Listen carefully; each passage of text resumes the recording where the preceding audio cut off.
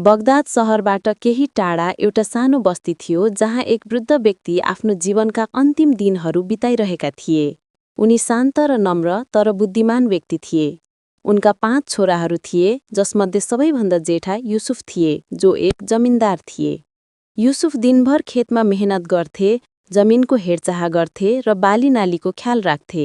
तर बुबाको सेवा गर्दा कहिलेकाहीँ उनी दिक्क हुन्थे र मनमा नै सोच्थे कि यो जिम्मेवारी कहिले सकिन्छ।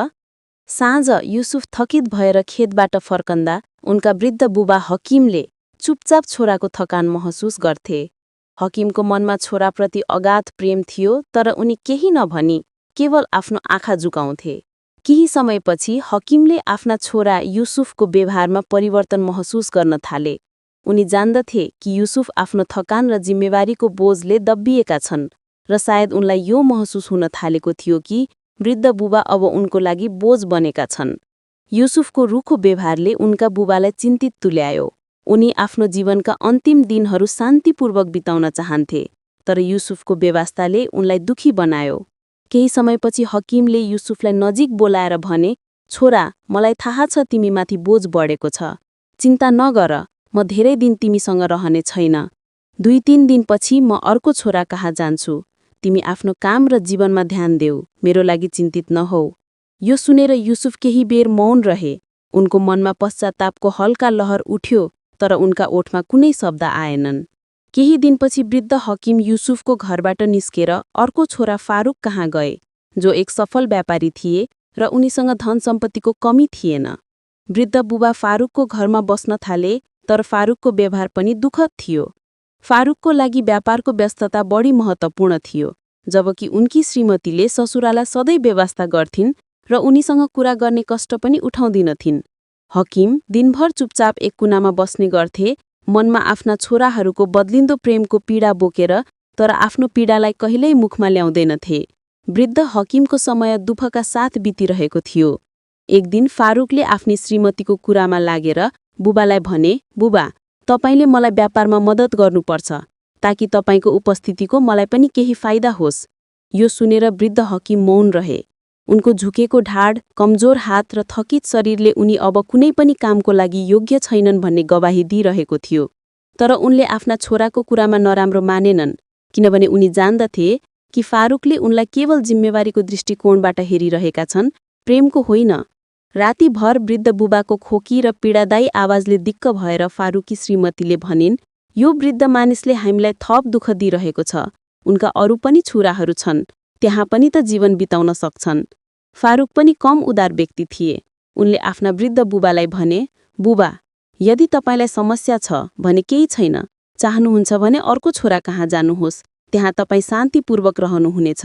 तपाईको उपचारको लागि म पैसा पनि दिनेछु, चिन्ता नगर्नुहोस्। यी शब्दहरूले हकिमको आत्मसम्मानमा अर्को चोट पुर्यायो। फारूकले प्रेम र ध्यानको सट्टा केवल एउटा व्यावहारिक समाधानको कुरा गरे। मानौ वृद्ध बुबाको उपस्थितिको कुनै अर्थ थिएन, केवल जिम्मेवारीको बोझ थियो जसलाई उठाउनु पर्थ्यो। वृद्ध हकिम फारूकको घरबाट निस्किएर तेस्रो छोरा उस्मान कहाँ गए, जो एक मेहनती किसान थिए र आफ्ना खेतहरूमा काम गर्थे।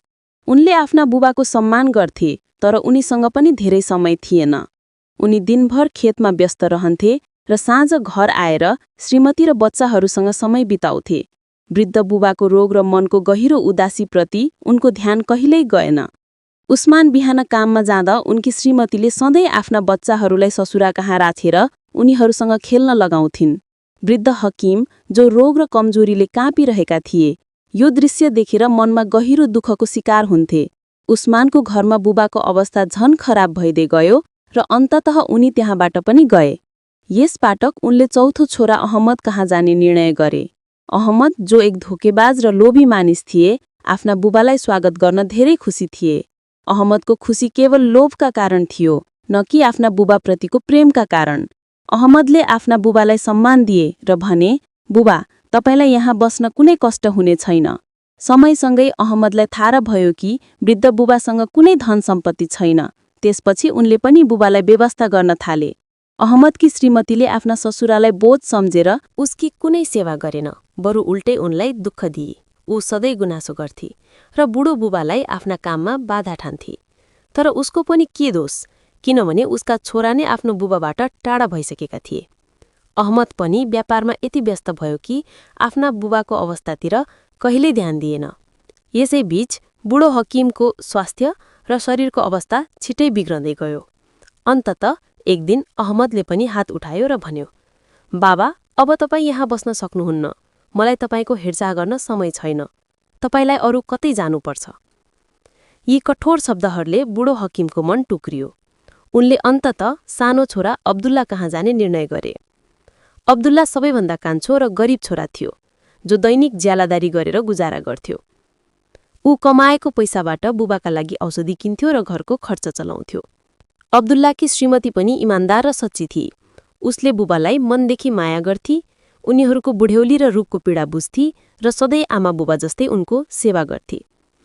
बुढो हकिमले जब अब्दुल्ला र उसकी श्रीमतीको माया र इज्जत देखे, उनको मन अत्यन्तै खुसी भयो र उनले धेरै दुवा अन्नहरू दिए। समय बित्दै गयो, हकिम सानो छोराको घरमा खुसी साथ बस्न थाले। उनको जीवनमा फेरि सुकुन र माया फर्कियो। तर बुढ्यौलीका कारण चाँडै बिरामी परे। अब्दुल्ला आफ्ना बुबाको अवस्था देखेर निकै दुखी हुन्थ्यो र प्राय रुन्थ्यो। ऊ बुबालाई कहिले बोझ ठान्दैनथ्यो, बरु बुबाको इज्जतलाई आफ्नो गर्व सम्झन्थ्यो। एक दिन हकिमले अब्दुल्लालाई बोलाए र कमजोर आवाजमा भने, बेटा, मेरा अन्तिम दिन नजिक आएका छन्। मेरो सास गन्दै भएको छ। अल्लाह तिमीलाई सधैँ खुश राखोस्। तिमीले मेरो सेवा गरेर मेरो दिल जित्यौ। अब्दुल्लाले आँसु पुछ्दै भन्यो, बाबा, अल्लाह नगरून् तपाईँ हामीलाई छोडेर जानुहोस्। तपाईँ बिना हामी बाँच्न सक्दैनौ। हकिम मुस्कुराएर भने, बेटा, यो त साँचो बाटो हो। प्रत्येक चिजलाई अन्त्य हुन्छ। मलाई पनि अब आफ्ना सृष्टिकर्तासँग जानै पर्छ। अब्दुल्लाले भन्यो, बाबा, के तपाईँ मसँग खुस हुनुहुन्छ? मैले तपाईँलाई त्यो सेवा गर्न सकिनु होला जस्तो लाग्छ जुन तपाईँको हक थियो। यदि कुनै